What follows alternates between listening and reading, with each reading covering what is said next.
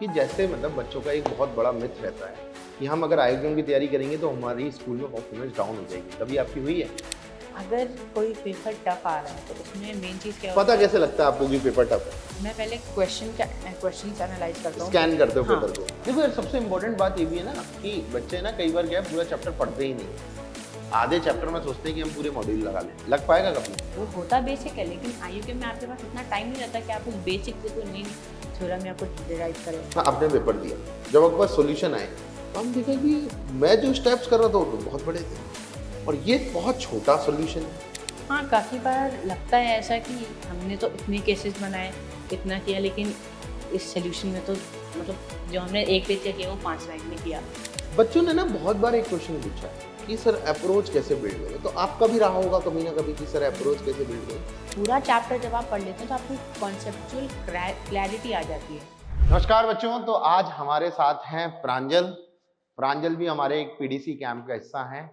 प्रांजल ने मतलब आप ये सोचो कि इस बच्चे ने अपने आप को जो इम्प्रूव किया है ना, हर टॉपिक में, मतलब कैसा भी पेपर दे दो इनको, हर टॉपिक में इन्होंने अपने आप को बहुत अच्छे तौर पे निखारा है और इनकी कुछ कमियां हैं जो मैं आपके साथ भी शेयर करूंगा। कैसे उन कमियों के साथ ये लड़ रहे हैं, उन पे भी बात करेंगे। सो नमस्कार प्रांजल।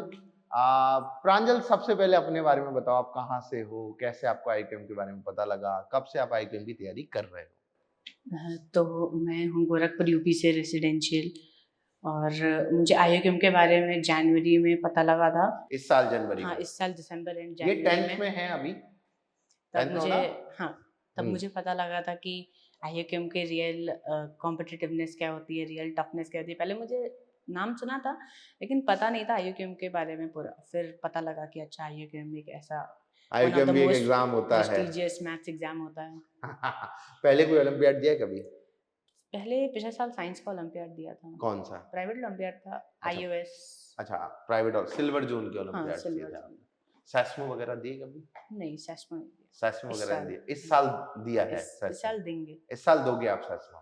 ठीक है, तो ये अभी सेस्मो की भी तैयारी कर रहे हैं, मतलब आईक्यूएम के लिए हाँ, तैयारी कर रहे हो तो सभी ओलंपियाड्स के लिए तैयारी। कैसी चल रही है प्रिपरेशन अभी? प्रिपरेशन तो काफ़ी अच्छी चल रही है। प्रिपरेशन ऐसी चल हाँ, रही है? थोड़ा नर्वसनेस है? अब वो तो पेपर से पहले जिस जिस दिन तक पेपर नहीं हो जाएगा उस दिन तक रहेगा कि तो उस उसी दिन। नर्वसनेस को तो हम लोग हाँ, टैकल कर रहे हैं अभी कि अभी डेली ये हाँ, पेपर दे रहे हैं। सो इनके साथ एक कमी है। अब वो कमी भी है, इनकी खूबी भी है। ये मेरे साथ अभी बैठे थे तो यही बात कर रहे थे हम।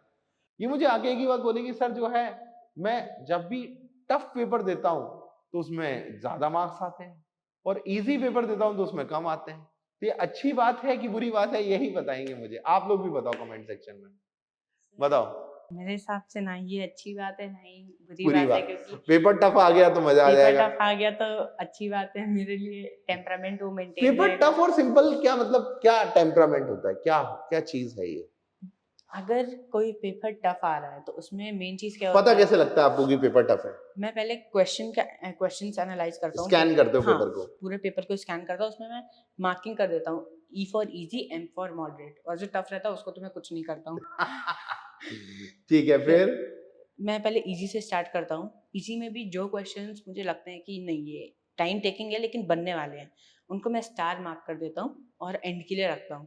फिर हम्म। मॉडरेट क्वेश्चंस अटेम्प्ट करता हूँ, और उसके बाद जो क्वेश्चंस मेरे बचे, अगर मेरे पास टाइम बचा तो मैं उन्हें अटेम्प्ट करता हूँ, वरना मैं क्रॉस चेक करके और पेपर सबमिट कर देता हूँ। वेरीफाई करना बहुत जरूरी है, पहली बात तो।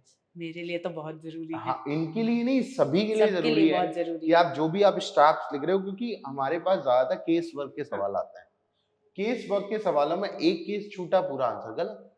यही होता आया है हमारे साथ अभी तक। तो अभी जो रियल स्ट्रगल चल रहा है ना इनकी लाइफ में, वो ये चल रहा है कि ये हर दिन पेपर देते हैं।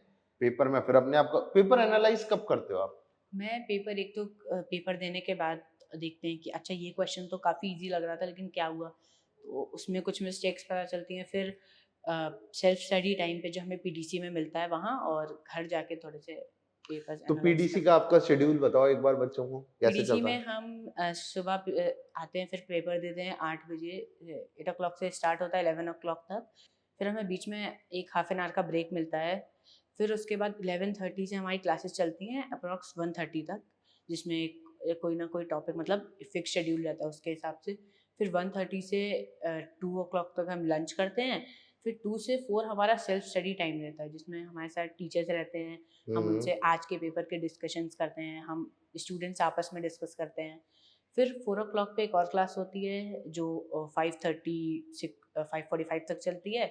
फिर उसके बाद हमारा स्नैक्स का टाइम होता है और 6 ओ क्लॉक पे हम फिर हम बहुत ज्यादा स्नैक्स खाते हैं और फिर नींद लेते हैं। नींद लेते हैं या फिर दूसरी क्लास का टाइम हो जाता है? नहीं, फिर उसके बाद हमारा अच्छा, डाउट का क्लास टाइम तो होता पहली है, हो रही है ना तो आपकी 4 से डाउट साढ़े का 5। टाइम हो जाता है। फिर अगर पेपर में तो डाउट आता ही है, तो एक बार लेकिन ये ट्राई करते हैं कि पेपर खुद से कर लें, तो वो ये अच्छे सबसे से करके इम्पोर्टेंट बात है। मैं हमेशा बच्चों के साथ कहता आया हूँ, सपोर्ट सिस्टम की नीड हमेशा लगेगी, बट लेकिन जब तक आप खुद से आपको सॉल्यूशंस मिल रहे हैं, तो जब तक आप उनको रीडिंग नहीं सीखोगे, सॉल्यूशन से रीड होके ऐसा लगा है आपको कभी? एक बात और मैं इनके साथ शेयर करूंगा कि आपके साथ आपने पेपर दिया, जब आपके पास सॉल्यूशन आए, तो हमने देखा कि मैं जो स्टेप्स कर रहा था वो तो बहुत बड़े थे और ये बहुत छोटा सॉल्यूशन है। हाँ, काफ़ी बार लगता है ऐसा कि हमने तो इतने केसेस बनाए, इतना किया, लेकिन इस सॉल्यूशन में तो मतलब जो हमने 1 पेज का किया वो 5 लाइन में किया। तो उससे अपन आगे के लिए क्या सीखते हैं? आगे के लिए एक तो वो अप्रोच बिल्ड करना सीखते हैं, वो थॉट प्रोसेस कैसे बिल्ड होगा वो सीखते हैं, और उससे भी बड़ी चीज़ ये सीखते हैं कि हमारे में अगर वो क्वेश्चन गलत है तो क्या गलती रह गई, और सही है तो हम उसे और इम्प्रूव कैसे कर सकते हैं। बच्चों ने ना बहुत बार एक क्वेश्चन पूछा है कि सर अप्रोच कैसे बिल्ड करें, तो आपका भी रहा होगा कभी ना कभी कि सर अप्रोच कैसे बिल्ड करें, तो आपको क्या लगता है कि अप्रोच कैसे बिल्ड होती है? सर, अप्रोच तो मेरी भी स्टार्टिंग में नहीं होती थी। वो जैसे-जैसे हम सिलेबस कवर करते हैं, प्रैक्टिस सबसे बेस्ट चीज़ होती है। अगर आप प्रैक्टिस करेंगे तो ऑटोमेटिकली आपको क्वेश्चन देखने के बाद रियलाइज़ेशन होना चाहिए कि अच्छा ये चीज़ आ रही है माइंड में। अगर नहीं हो रहा है स्टार्टिंग में तो कोई नहीं, सब मेरे साथ भी नहीं हुआ था, लेकिन उसके बाद फिर धीरे-धीरे वो करते-करते, प्रैक्टिस करते-करते, प्रैक्टिस करते हाँ, करते धीरे धीरे अप्रोच वो माइंड डेवलप हो जाता है। माइंड डेवलप होता है। देखो यार, सबसे इंपॉर्टेंट बात ये भी है ना कि बच्चे ना कई बार क्या है, पूरा चैप्टर पढ़ते ही नहीं, आधे चैप्टर में सोचते हैं कि हम पूरे मॉड्यूल लगा लें। लग पाएगा कभी? नहीं सर, होता तो सब बेसिक है, लेकिन लग नहीं पाता है, क्योंकि हाँ, लगता है कि अच्छा ट्रायंगल्स पढ़ लिया, इतना पढ़ लिया, अब इतने में तो लग जाना चाहिए। हाँ, वो होता बेसिक है, लेकिन आईयूके में आपके पास इतना टाइम नहीं रहता कि आप उस बेसिक से कोई नई थ्योरम या कुछ डिराइव करें। तो पूरा चैप्टर जब आप पढ़ लेते हैं तो आपको एक कॉन्सेप्चुअल क्लैरिटी आ जाती है। तो फिर आप क्वेश्चंस लगाते हैं तो आपके पास हर एक थॉट प्रोसेस के लिए, हर एक अप्रोच के लिए एक आइडिया रहता है, एक की रहती है कि मुझे इस क्वेश्चन में ये अप्रोच लगानी है, इसमें मुझे ये। इसमें ये हाँ। करना है। चलो बहुत बढ़िया। तो अभी आप स्कूल स्टडीज को कैसे टैकल कर रहे हो? मैं ज़्यादा फ़ोकस आईयूकेएम पे करता हूँ। हम्म। स्कूल स्टडीज़ पे मैं मतलब जो डेली का डेली होता है वो क्लास में अच्छे से कंसंट्रेट करता हूँ, और घर आने के बाद थोड़ा-सा उसका रिवीजन, लेकिन बाकी टाइम आईयूकेएम पे, क्योंकि स्कूल स्टडीज़ मुझे लगता है कि अगर आप दोनों को मिक्स ना करें, तो दोनों अच्छे से हो सकती हैं। स्कूल की भी अच्छे से हो हाँ, सकती है और आईयूकेएम भी अच्छे आईयूकेएम से हो की भी सकती है। अच्छे से हो सकती है। तो मुझे एक चीज और बताओ कि जैसे मतलब बच्चों का एक बहुत बड़ा मिथ रहता है कि हम अगर आईयूकेएम की तैयारी करेंगे तो हमारी स्कूल में परफॉर्मेंस डाउन हो जाएगी। कभी आपकी हुई है? मेरी तो परफ़ॉर्मेंस और अपग्रेड हुई है। मतलब अब ये देखो यार, आपकी मेहनत पे डिपेंड करता है। आप आईयूकेएम के लिए समय भी दे रहे हो लेकिन उस टाइम पे पढ़ भी नहीं रहे, हुँ, तो ये भी क्या होगा कि आपका फेलियर ही है। आप समय तो निकाल रहे हो लेकिन आप पढ़ नहीं रहे उस टाइम पे। आप आईयूकेएम से क्या कर रहे हो, आईयूकेएम के साथ खेल रहे हो हाँ। कि आईयूकेएम की तैयारी भी कर रहे हो लेकिन आईयूकेएम के लिए पढ़ भी नहीं रहे। तो ऐसा मत करो। देखो, इन बच्चों के नजरिए से मैं आपको ये सिखाना चाह रहा हूँ कि यार आप आईयूकेएम की तैयारी के साथ साथ भी स्कूली स्टडीज, जो स्कूलिंग स्टडीज है आपकी, उनको भी बहुत अच्छा कर सकते हैं। और ऑब्वियस सी बात है, आपको इधर कंसेप्ट क्लियरिंग हो रही है, आपको सब कुछ तो पता लग ही रहा है। सो ये सब चीजें हम इनके साथ और बातें करेंगे। और अभी तो बेस्ट ऑफ लक बोलते हैं आईयूकेएम के लिए। Sir thank you.